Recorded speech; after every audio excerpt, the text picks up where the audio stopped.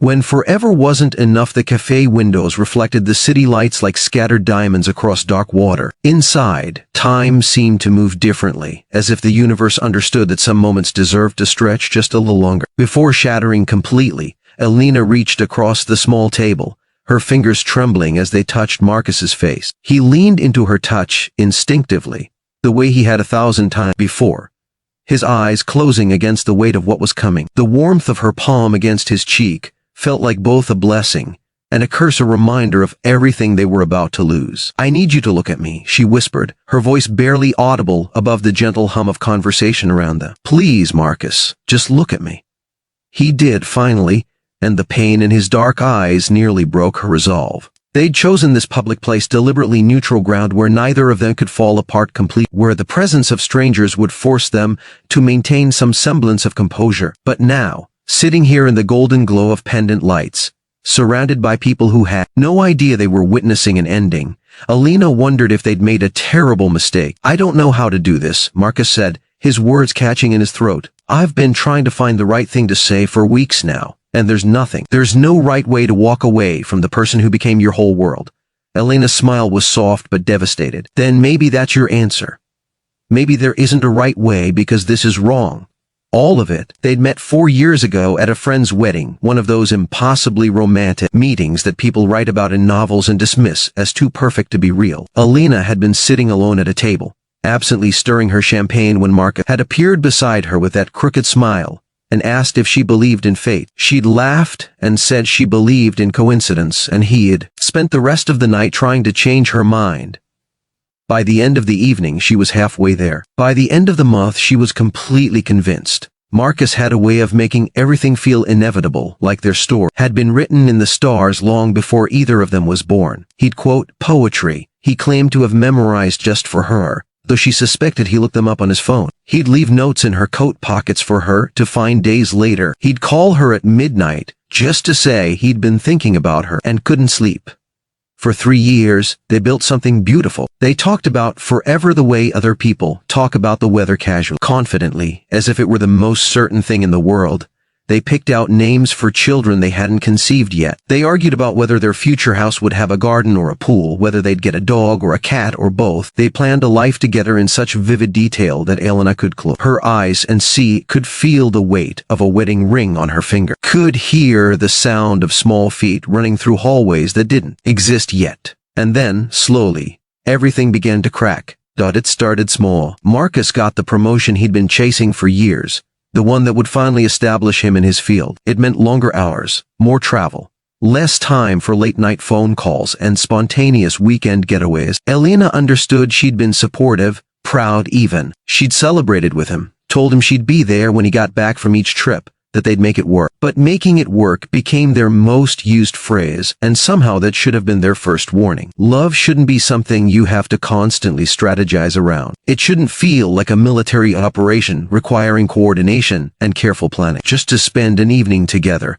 6 months ago, Elena's mother had gotten sick, not dramatically, not with one of those sudden diagnoses that changes everything overnight, but slowly, with the kind of steady decline that demands constant attention and gradual sacrifice. Elena had started spending more time back in her hometown, 3 hours away, helping her father manage doctor appointments and medication schedules and the million small tasks that come with caring for someone who's slowly losing their independence. She and Marcus went from seeing each other several times a week to once a week, then every other week, then whenever their schedules aligned, which seemed to be less and less often. Their conversations shifted from intimate exchanges about their days to logistical updates about travel plans and obligations. The space between them grew, not with anything dramatic like infidelity or betrayal, but with simple, cruel distance. "Do you remember that weekend in Portland?" Marcus asked suddenly, his voice thick with memory, "when we missed our train because we couldn't stop kissing on the platform?" Elena laughed, a sound caught between joy and grief. "And we had to wait 4 hours for the next one. We spent the whole time in that bookstore arguing about whether the ending of that mystery novel was genius or terrible. You said it was terrible. I said it was genius. You were wrong. I was definitely wrong." Marcus's smile faded. But I didn't care because I was with you, and that made everything perfect. The memory hung between them, beautiful and painful. That had been 18 months ago. Back when missing a train felt like an adventure rather than an inconvenience, when 4 unexpected hours together felt like a gift from the universe. What happened to us? Elena asked, though she already knew the answer. They both did. Life happened, Marcus said quietly, the real kind, the kind they don't tell you about in movies, where two people can love each other completely and still not be able to make it work. Where wanting something isn't enough to make it real. Elena's fingers were still on his cheek, and she could feel the muscle in his jaw tense as he fought to maintain control. I still love you, she said, and the words came out fierce, almost angry. I need you to know that, whatever happens next, whatever we decide tonight, I need you to understand that I still love you so much it physically hurts. I know. Marcus covered her hand with his own, pressing it more firmly against his face, as if he could somehow absorb her touch and keep it forever. That's what makes this impossible. If one of us had fallen out of love, if there'd been some betrayal or moment where we realized this wasn't working, that would almost be easier. We'd have something concrete to point to, some reason that makes sense. But instead, we just have distance, and exhaustion, and a future that looks nothing like the one we planned. The truth of it settled over them like fog. In the past 2 months, they'd had 3 serious conversations about the relationship. Each one had followed the same pattern. They'd acknowledged the problem, promised to do better, to make more time, to prioritize each other, and each time, within days, reality would reassert itself. Marcus would get called away on another business trip. Elena's mother would have a bad week and need extra help. The intentions were genuine, but the follow-through kept falling apart against the weight of their separate obligations. Last week, they'd had the conversation they'd both been avoiding. The one where Marcus admitted his company wanted him to take a position in their Singapore office, a 3-year commitment that would be transformative for his career. The one where Elena confessed that her mother's condition was worsening and that she couldn't, in good conscience, move away from her family right now. They'd sat in Marcus's apartment until 3 in the morning, running through scenarios and possibilities. Long distance. They were barely managing 3 hours of separation. How would they handle opposite sides of the world? Elena moving to Singapore. But what about her mother, her father who was struggling to cope alone? Marcus turning down the promotion? But he'd worked his entire career building toward this opportunity.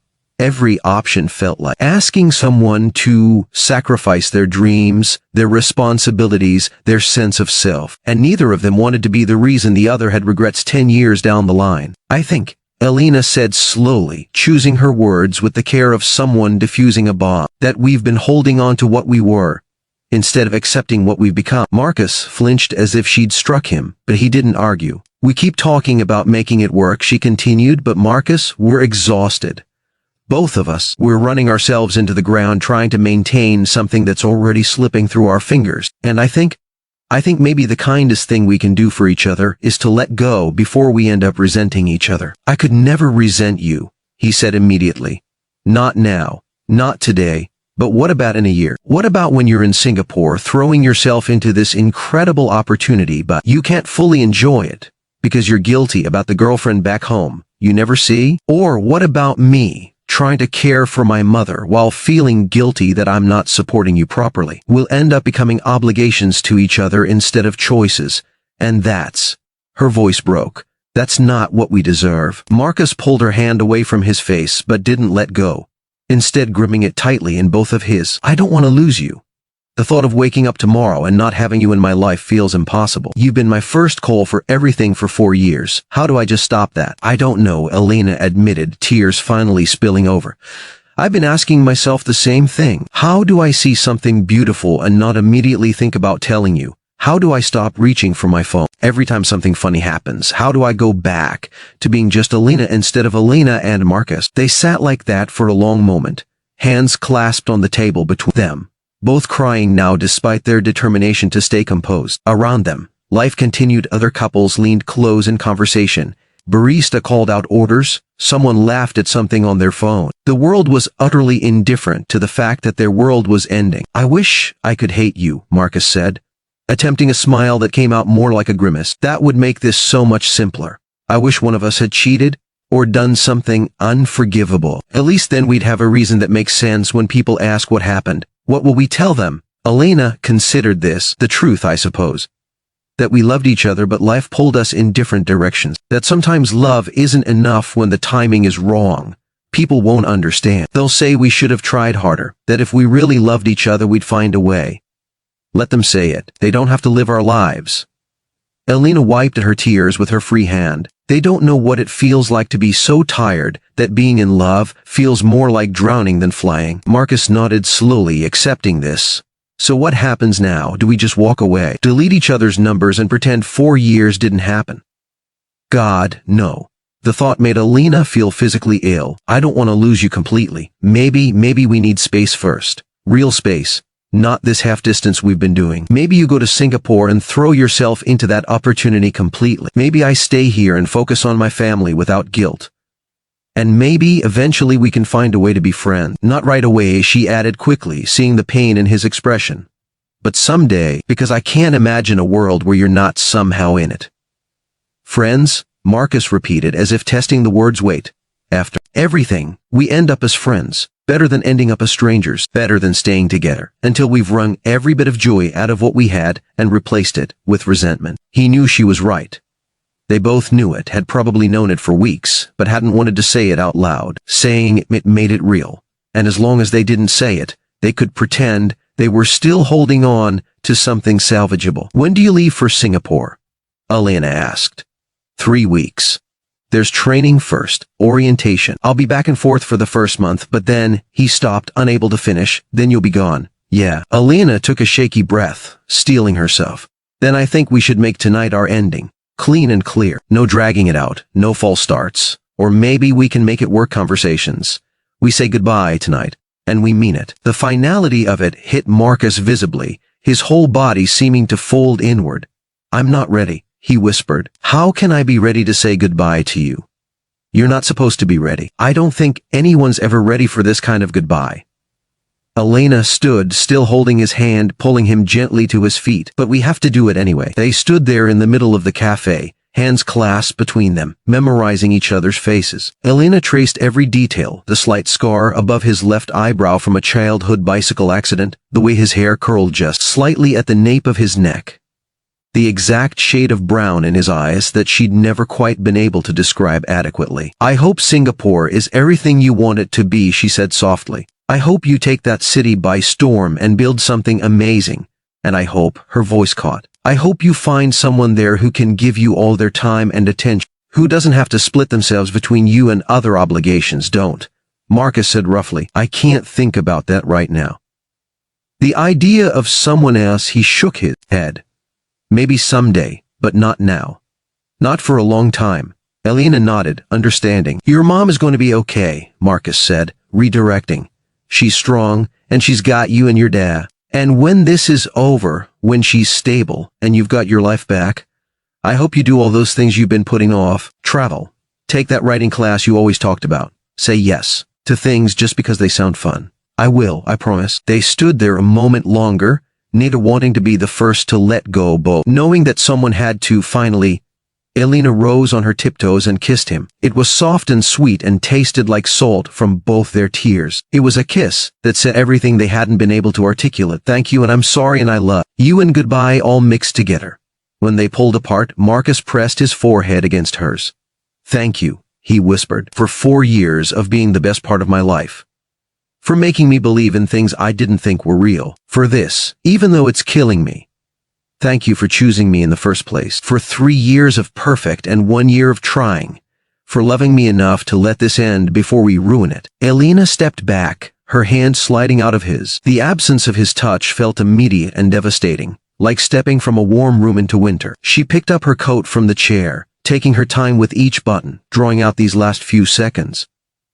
Goodbye, Marcus. Goodbye, Elena. She turned and walked toward the door, forcing herself not to look back. Each step felt impossible, like moving through water, or in a dream where her legs wouldn't work properly. Behind her, she knew Marcus was standing exactly where she'd left him, watching her go.